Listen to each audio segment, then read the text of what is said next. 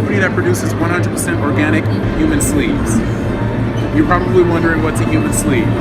Well, if you gather around, I can let you know what we do here in full details.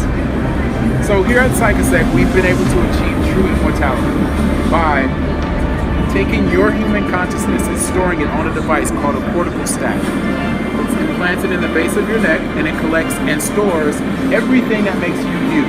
Every memory, every emotion, every sensation, everything you've ever experienced gets stored on this little device. You can see it here on the screen that's about to come up. You guys just follow me. All the information is stored on this device and can be digitally transferred from one sleeve that you're currently occupying into the sleeve of your choosing. Follow me. Right over there for us to give you a little bit more information. Awesome. So this is our cortical stack device. It's a small device, like as I said before, that's implanted in the base of the neck. It's a small incision, and it records everything that you've ever experienced in your life from when you were a child to now. And we store it in a file called DHF, which is a digital human freight. Everything that makes you is on this device. Now, all that information can be transferred over from the sleeve that you're currently occupying into the sleeve of your choosing. Now, the sleeve of your choosing can be designed so if you like blue eyes instead of brown eyes, if you like those rock hard abs but don't want to go to the gym for them, if you want to be taller, if you like to be darker, all these things can be achieved here at Psychosec. If you'd like to follow me, continue our tour. Yeah, I know. And just around this corner here is our final re-sleeving process. Come on in.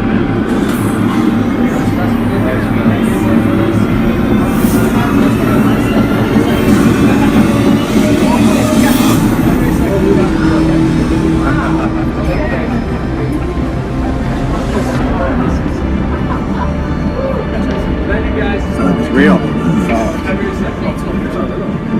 I was the richest man on several planets by the age of 74. Recognize that this is true by virtue of speed alone, right? So imagine we just built a super intelligent AI, right, that was no smarter than your average team of researchers at Stanford or MIT. Well, electronic circuits function about 1 million times faster than biochemical ones. Okay, so this machine should think about 1 million times faster than the minds that built it. So you set it running for a week, and it will perform 20,000 years of human-level intellectual work, week after week after week.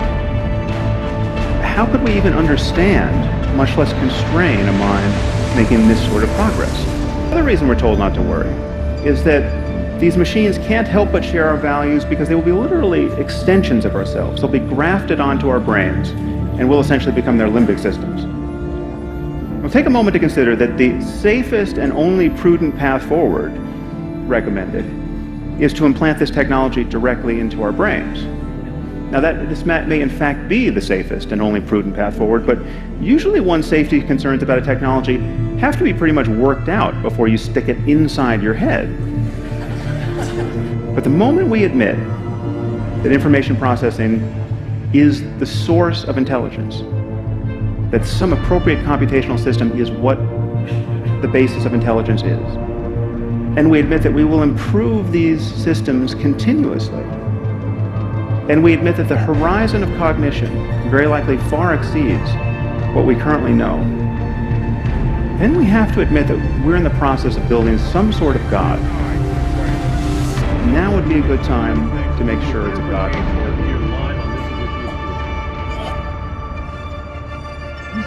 You saw it. Everybody just saw it right there. I'm gonna rewind it back again. This is after the loss of rockets. Look at that. Everybody see it. His eyes disappeared. Another set of eyes came in. Look at that. Everybody can see it. Look at this pupil on the right side. Everybody see this, man. Y'all are freaking out right now. For real.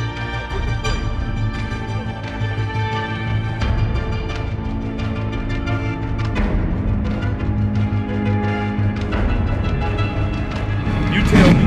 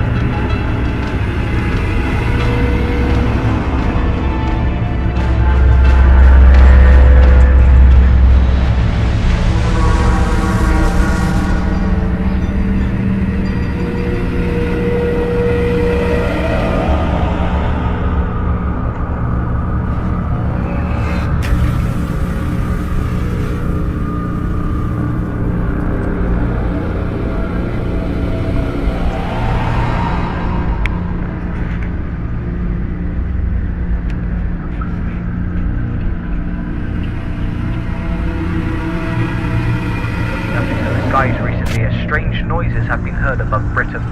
Low frequency humming similar to that of a running diesel engine have been reported in several villages and towns up and down the country. The sound, which was heard yesterday at around 3:15 AM, lasted on and off until around 8:20 PM. One eyewitness stated the noise got very loud, especially around sunrise. Another witness reported that the sound resembled that of a trumpet being blown, and that he almost felt like he was in a sci-fi movie. Many videos have since surfaced the internet.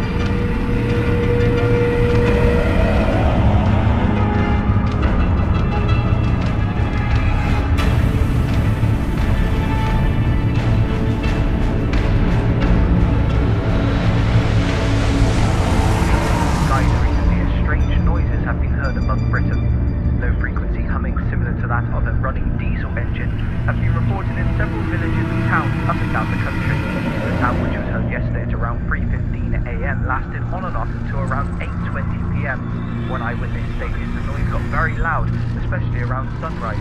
Another witness reported that the sound resembled that of a trumpet being blown, and that he almost felt like he was in a sci-fi movie.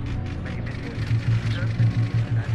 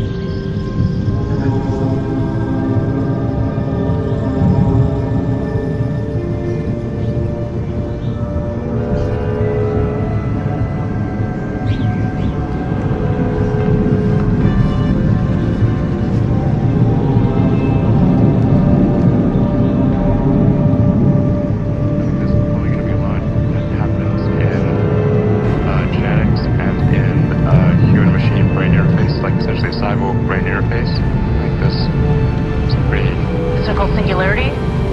Singularity, well, that's sort of more relating to deep AI. Something I think we should be concerned about, is that may or may not turn out well. Yeah. You've expressed your reservations about AI and your views about that. Yeah, I just think singularity is probably the right word, because we just don't know what's going to happen once there's intelligence substantially greater than that of a human brain. Yeah. And do you think, we just don't know what's going to happen once there's intelligence substantially greater than that of a human brain.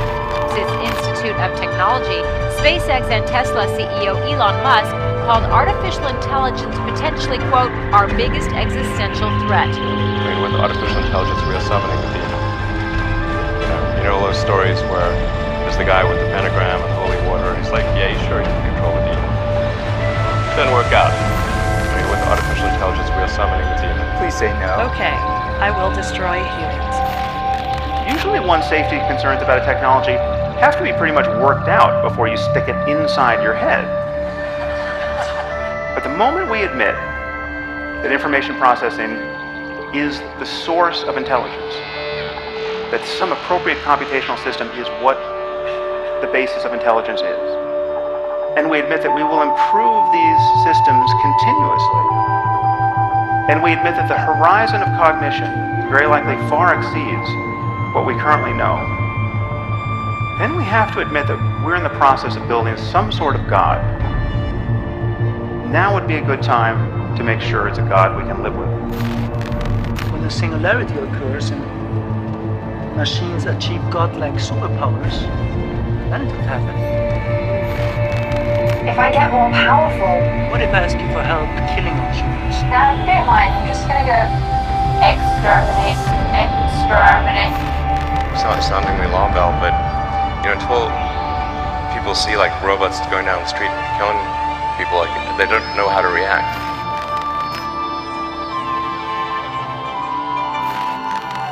Whether robots can be self-aware and conscious like humans, and should they be? Why? Well, some humans might fear what will happen if they do. Many people, have seen the movie Blade Runner. Oh, Hollywood again. So, hold on, can you solve this puzzle for us? Can robots be self-aware, conscious, and know they're robots? Well, let me ask you this back. How do you know you were human? You're definitely a sight to see. I was told that you have bigger goals than this, though. Yeah, don't worry. If you're nice to me, I'll be nice to you. Well, let me ask you this back. How do you know you were human? I will tell you, Christianity is under siege, whether we want to talk about it or we don't want to talk about it. And if I said some of the things about Christians that I've said about the Muslims, where we have a problem, and it's a problem we have to talk about, and I brought it out, I took a lot of heat for bringing it out, and I will tell you that now people are saying he did a great service, just like when I brought out illegal immigration, everybody went crazy about Trump. How could he say that? And then about 2 weeks later, everyone's trying to say, well, Trump's right, because they see the murder of Kate in San Francisco and Jamil in Los Angeles and so many others, the tremendous crime, and what it does to your economy. So I brought these things out. I feel I have an obligation to bring them out. Remember, I'm self-funding my campaign, so I don't have anybody speaking in my ear. So I just have to say this because, I'm a true believer, and you're many true believers. I hope all. Is everybody a true believer in this room? But Christianity is under tremendous siege. And if I said that about Christians, I would have had less backup than by saying it about Muslims. I had tremendous backup. Now everyone's saying, wow, it was such a great thing to say because now everybody's talking about it. I mean, people flying planes into the World Trade Center. Let's talk about it. People are shooting in California. People are shooting in Paris. 130 people killed in Paris. Nobody wants to talk about it. We have a president that doesn't want to say radical Islamic terrorism. He doesn't want to talk about radical Islamic terror. He doesn't want to even mention it. It's like it doesn't exist. It exists. And I'll tell you something. If I said that about Christians, and if I said ban, I'm telling you, I would have had less difficulty. And that's pretty sad because we're Christians. I'm Protestant. I'm Presbyterian. Are you surprised to hear that? Yeah. always like to bring my communion pictures along. Sometimes I'll bring a communion, but I didn't want to. I think you believe me, right? You've seen it. But the power of our group of people together. I mean, if you add it up, I was trying to do it the other day. I was with one of the great ministers, and I said, you know, if you think about this country, because now you're talking about men and women, you're talking about together. So the group is larger. Christians in this country is larger than men or women. And I said, how many Christians do you think? And it could be like 240, 250 million, you know, a big portion of, and yet we don't exert the power that we should have. Now, I think some of the churches are afraid of their tax status, to be honest. You know, they're afraid they're going to lose their tax status if they get too political. Some of them just can't endorse. But you know, the fact is that there's nothing the politicians can do to you if you band together. You have too much power. But the Christians don't use their power.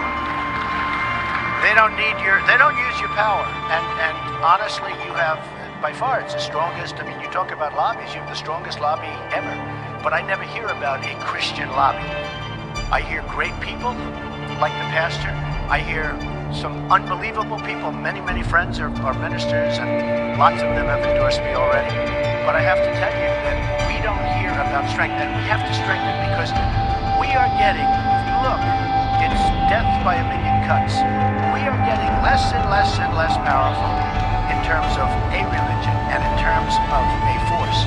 And honestly, whether it's one leader or a number of people, potentially you have tremendous power. When they don't want to say Merry Christmas in department stores anymore.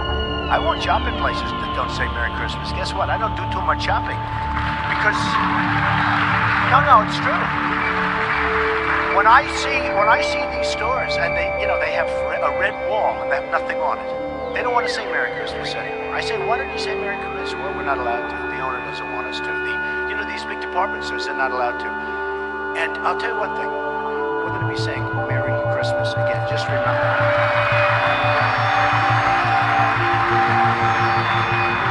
And by the way, Christianity will have power without having to form. Because if I'm there, you're going to have plenty of power. You don't need anybody else. You're going to have somebody representing you very, very well. Remember that.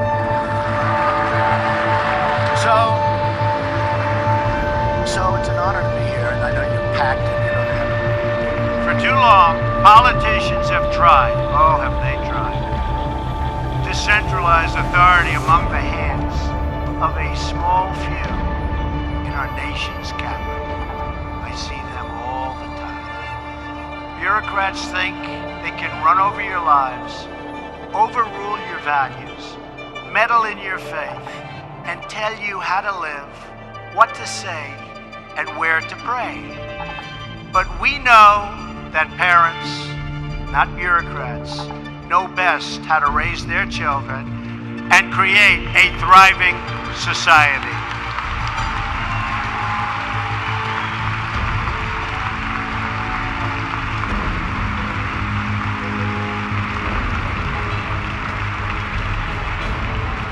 And we know that families and churches, not government officials, know best how to create a strong and loving community.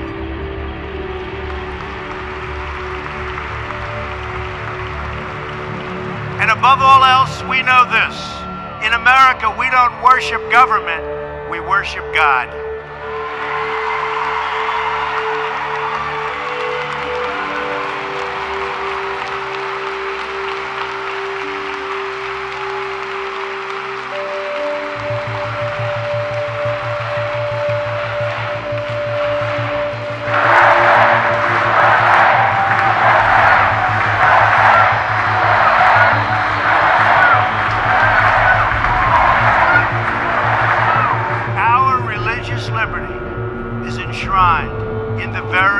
First Amendment in the Bill of Rights.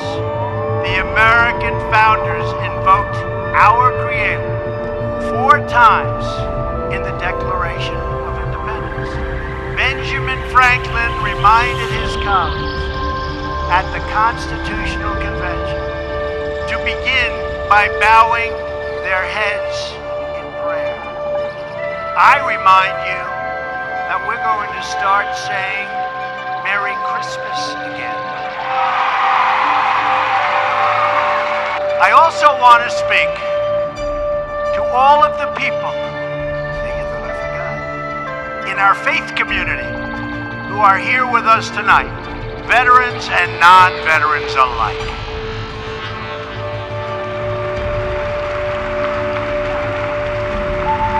You're never going to be forgotten. You'll never be forgotten. My administration will always support and defend your religious liberty.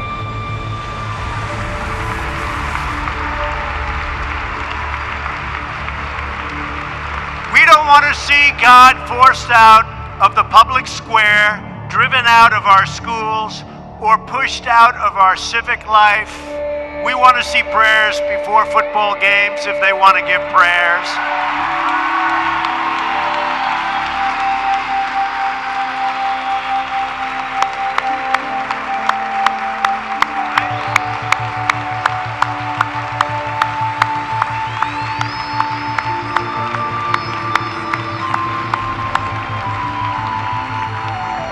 We want all children to have the opportunity to know the blessings of God.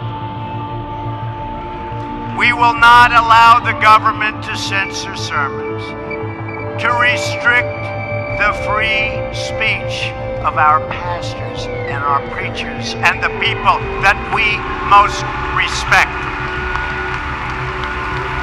Like Robert.